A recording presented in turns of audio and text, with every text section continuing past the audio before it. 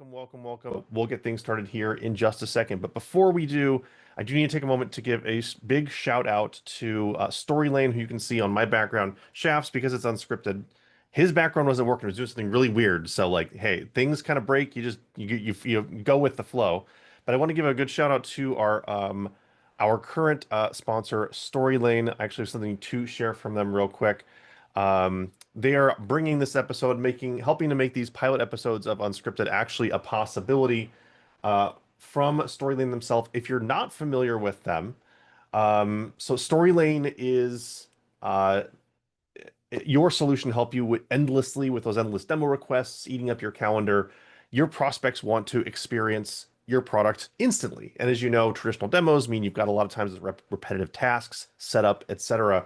Storylane is a leading demo automation platform for pre-sales. You can create your personalized interactive demos in minutes rather than hours or days. They capture your whole software with just a couple clicks, and then you customize that environment without even having to know any code or anything else like that. Then you can share your demos anywhere you want, leave behinds, put them on your deal desks, whatever you've got. They're shareable, interactive demos you can share anywhere. You can try it for yourself at storylane.io. That's STORYLANE.io,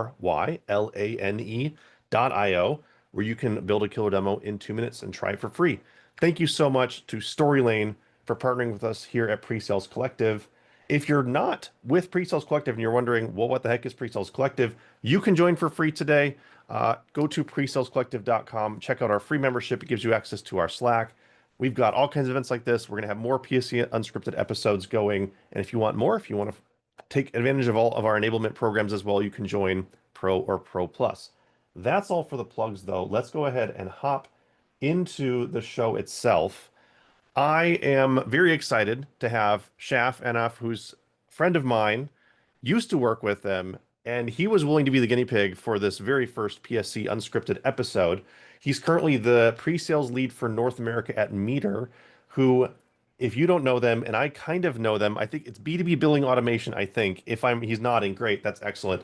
Um, we used to work together when I led the pre-sale space, and so he came on to share his story. Welcome, Chef. Welcome to the first episode of PSC Unscripted. Thanks, Jax. Thanks for having me. And also, just a quick plug for Storylane from me as well. I'm actually a customer. I'm the one that procured it for Meter as well. So if you go to the Meter Not website, there should be a flowing demo soon there. So perfect. That's nothing not but scripted. I had no idea. That's actually this not scripted either. is the first unscripted bit that I'm gonna put on there. Perfect. So Shaf, you have a short story to share, which is the prompt to come on this show. If you want to join this show, Courtney, if you wouldn't mind dropping the link in there where people can sign up to be on a future episode of Unscripted. Uh, that's not a scripted ask, so it might take her a second to get that. Unscripted is this the way we roll with this episode. But as I understand it, Shaf, you've got a story all about unlocking creativity via constraints, or stated other ways, you're coming on the first unscripted episode to talk about being on script to unlock creativity. Is that right? 100%. So I'll give you the lessons learned or kind of the moral of the story before I even tell you the story. I am a Okay, very okay. strong believer in fully memorizing your demo script. You don't have to use it. You don't have to like actually say it during the demo. You don't have to kind of use that ever. But I'm a full believer in learning it end to end. And the kind of metaphor that I like to use, I actually am a guitar player, which you might know, Jack.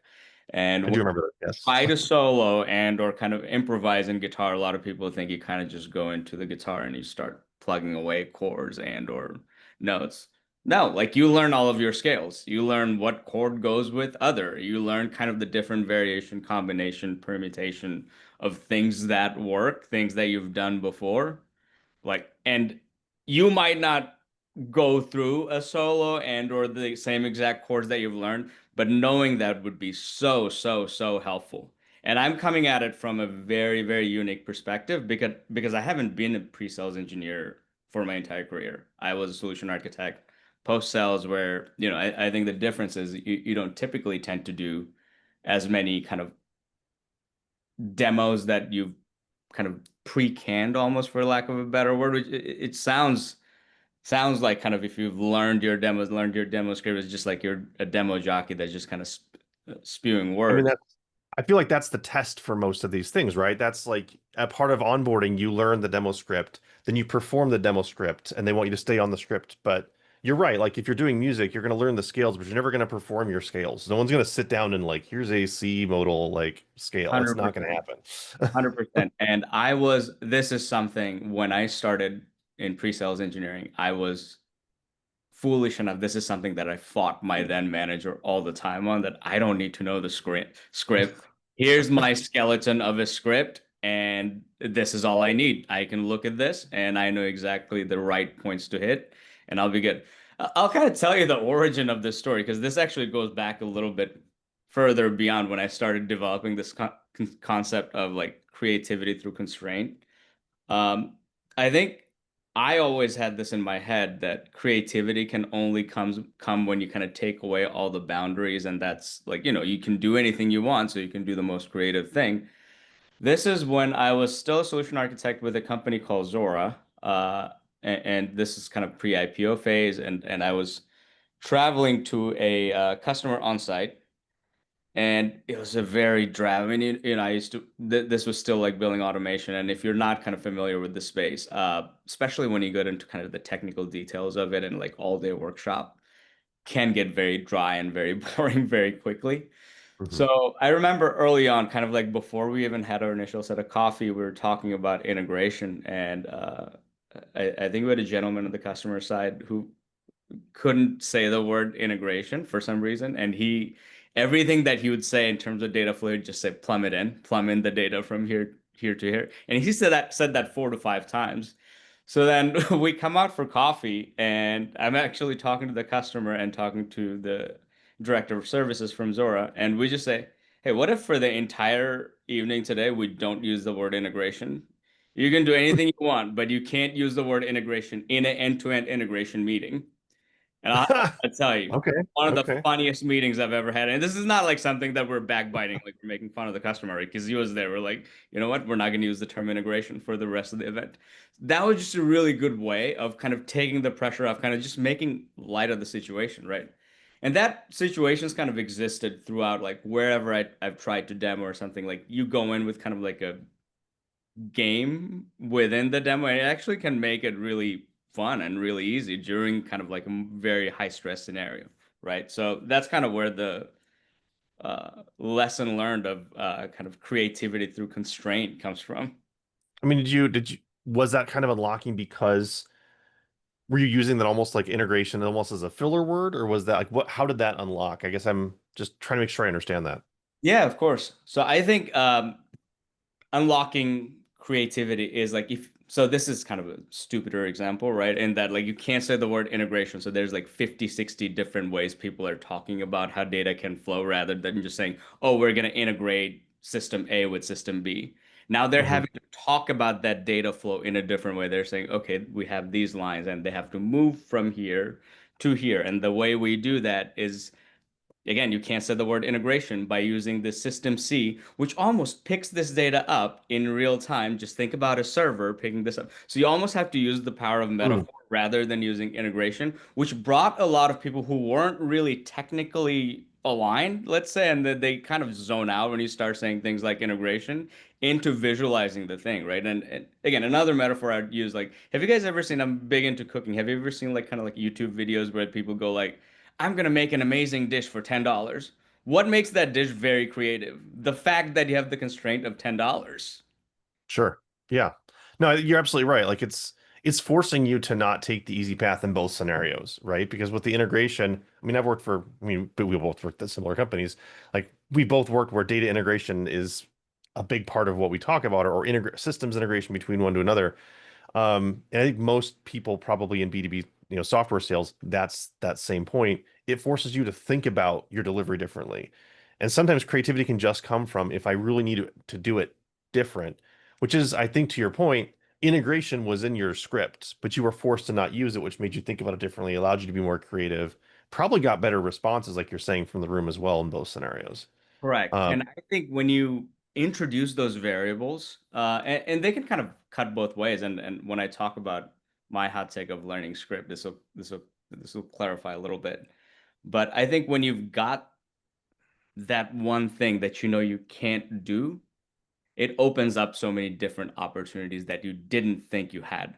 So like that's what I learned about, again, learning my demo. So kind of going back to my original point, initially when I was a solution architect, um, again, you don't really have to do a lot of trust building and stuff because it's post-sales role. Like you do a long-term trust building. I would say that's slightly different than what we do in pre-sales, where you kind of have to really get people's attention and trust from the get-go. Right. So I think within a sales architecture role, I had the privilege and opportunity to kind of do that as the project rolled along. And I quickly learned that you don't really get that trust when you're going into first meeting with a customer. And that's kind of why it's really important to learn the script. And the constraint, creativity through constraint is if you learn your script A through Z, I mean, I'm not saying you have to say like word for word. You really do have to know your demo script.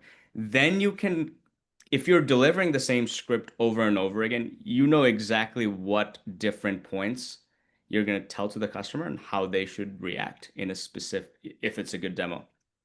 And I think your So creativity then comes not in the script itself, like how you're delivering the demo.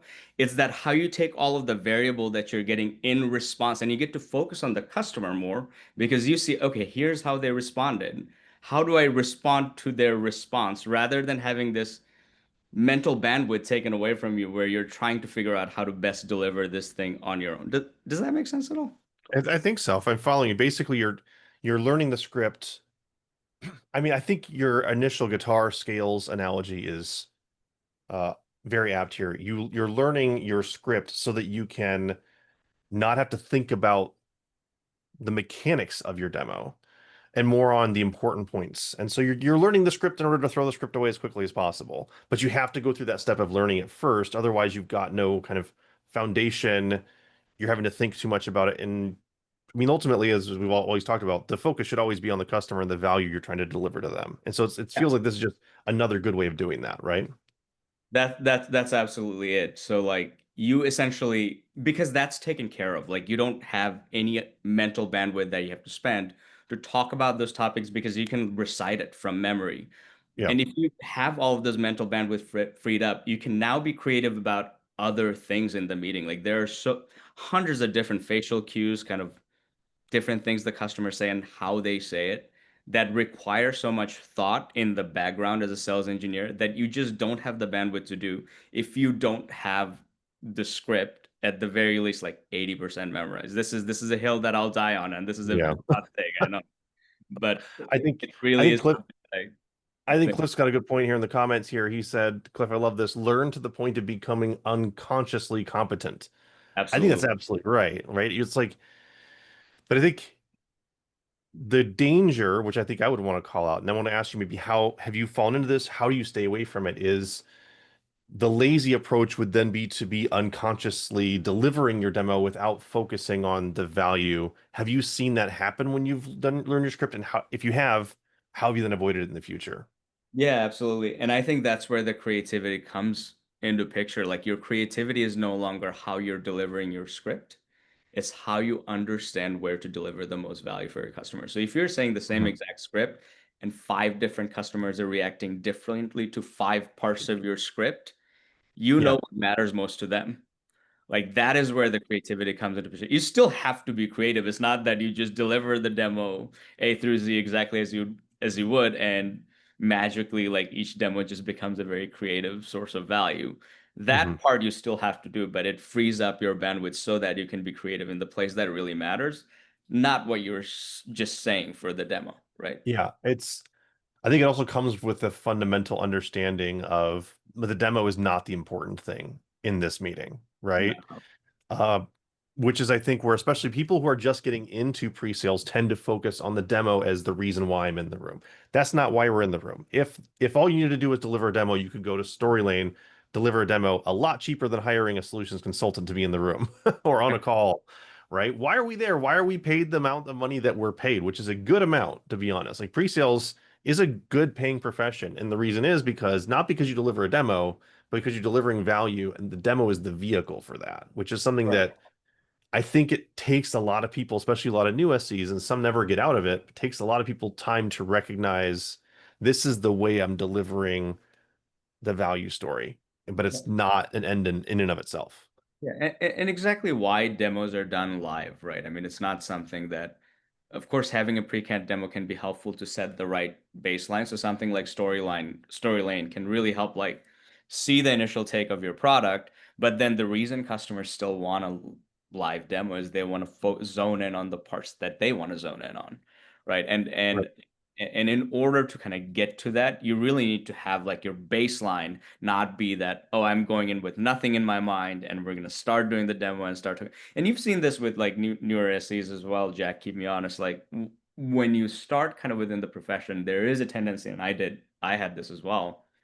Whenever a customer would ask a question, you never really kind of go deep into like, why are you asking the question? You start kind of solutioning for that right within the demo. You start instantly clicking the screen and showing them something as opposed to, yeah, anything else. Exactly. And that comes from kind of the same mentality in that you're not trying to be creative because your bandwidth is occupied in answering the customer's question.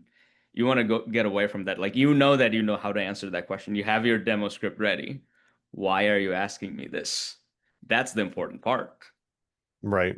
Yeah, there's so many things in life as I'm sitting here thinking through other parts of life where we know this. I'm thinking about like when you learn how to drive, right?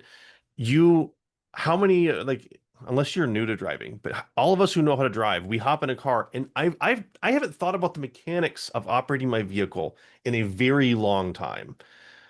It's so I love this unconsciously competent that Cliff threw out. I love that, Cliff. Amazing. The unconsciously competent at driving because I know I need to be focused on the other things in the road that are not directly within my control. And we know it there.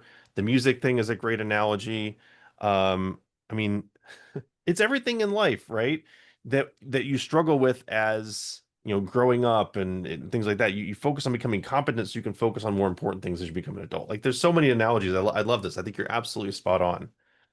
Yeah, and exactly why I think learning your demo script frees up your mental bandwidth. Ultimately, that's what you want to do going into a meeting is why do we prep? Why do we click the clicks before going into a demo, right? So that we're Mhm. not trying to figure out where is my next click coming from.